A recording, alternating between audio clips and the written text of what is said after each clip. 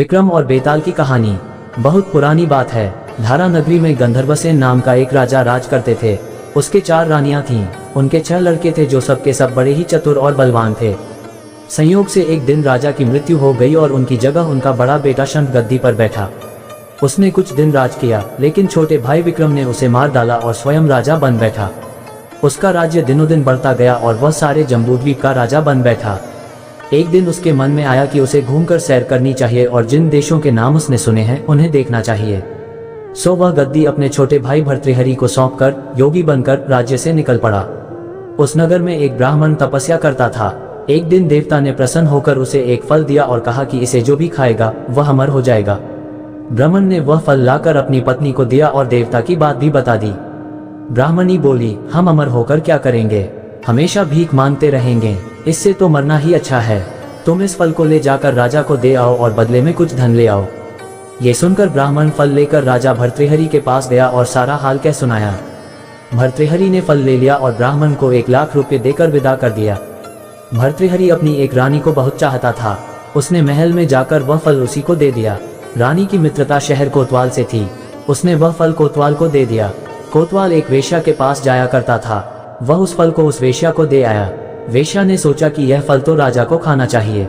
वह उसे लेकर राजा भर्तृहरि के पास गई और उसे दे दिया।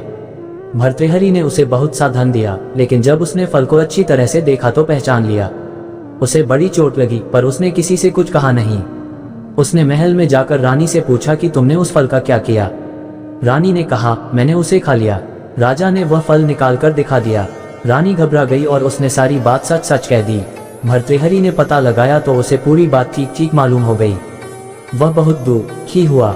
उसने सोचा, ये दुनिया माया जाल है, इसमें अपना कोई नहीं। वह फल लेकर बाहर आया और उसे धुलवाकर स्वयं खा लिया। फिर राजपाट छोड़ योगी का भेष बना जंगल में तपस्या करने चला गया। भर्तृहरि के जंगल में चले जाने से विक्रम की गद्दी सूनी हो गई। जब राजा इंद्र को यह समाचार मिला तो उन्होंने एक देव को धारा नगरी की रखवाली के लिए भेज दिया। वह रात दिन वहीं रहने लगा। भर्तृहरि के राजपाट छोड़कर वन में चले जाने की बात विक्रम को मालूम हुई तो वह लौटकर अपने देश में आया। आधी रात का समय था। जब वह नगर में घुसने लगा तो देव ने उसे रोका। राजा ने कहा, मैं विक्रम हूँ, यह मेरा राज है, तुम रोकने वाले कौन होते हो। देव बोला, मुझे राजा इंद्र ने इस नगर की चौकसी के लिए भेजा है। तुम सच्चे राजा विक्रम हो तो आओ, पहले मुझसे लड़ो। दोनों में लड़ाई हुई। राजा ने जरा सी देर में देव को पछाड़ दिया। तब देव बोला, हे राजन, तुमने मुझे हरा दिया, मैं तुम्हें जीवन दान देता हूँ। इसके बाद देव ने कहा, राजन, एक नगर और एक नक्षत्र में तुम 3 आदमी पैदा हुए थे। तुमने राजा के घर में जन्म लिया, दूसरे ने तेली के और तीसरे ने कुम्हार के। तुम यहाँ का राज करते हो, तेली पाताल का राज करता था। कुम्हार ने योग साध कर तेली को मारकर शमशान में पिशाच बना सिरस के पेड़ से लटका दिया है।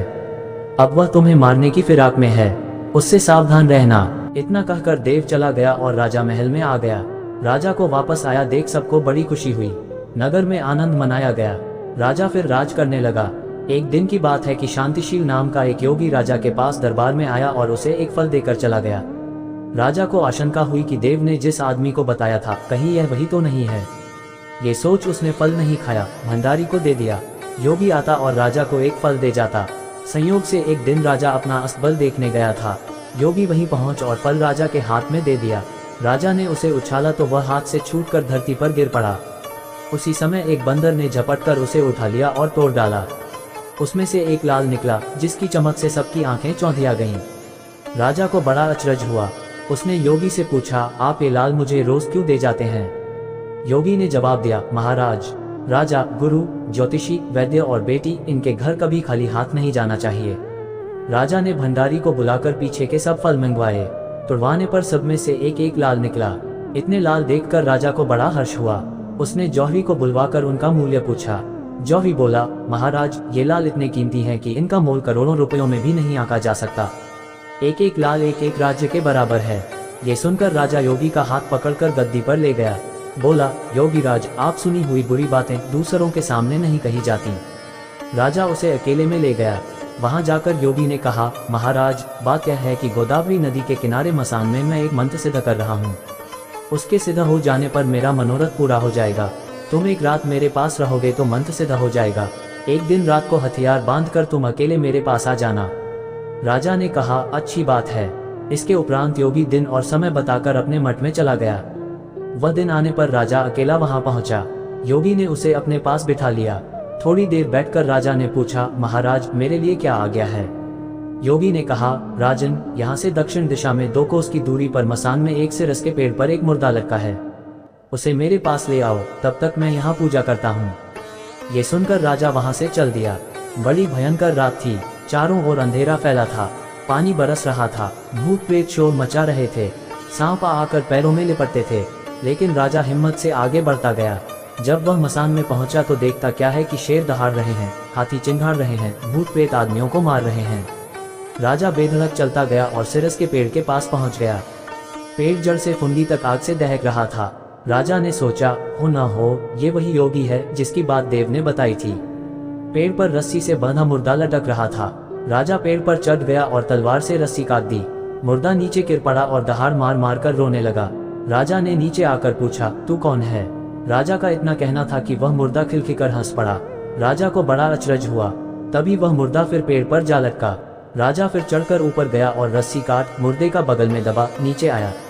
बोला, बता तू कौन है? मुर्दा चुप रहा। तब राजा ने उसे एक चादर में बांधा और योगी के पास ले चला। रास्ते में वह मुर्दा बोला, मैं बेताल हूँ।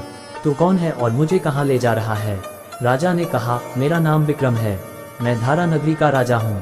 मैं तुझे योगी के पास ले जा रहा हूँ। बेताल बोला, मैं एक शर्त पर चलूंगा। अगर तू रास्ते में बोलेगा तो मैं लौटकर पेड़ पर जा लटकूंगा। राजा ने उसकी बात मान ली। फिर बेताल बोला, पंडित, चतुर और ज्ञानी, इनके दिन अच्छी अच्छी बातों में बीतते हैं, जबकि मूर्खों के दिन कलह और नींद में। अच्छा होगा कि हमारी राह भली बातों की चर्चा में बीत जाए। मैं तुझे एक कहानी सुनाता हूँ, ले सुन। नमस्ते, फिर मिलेंगे।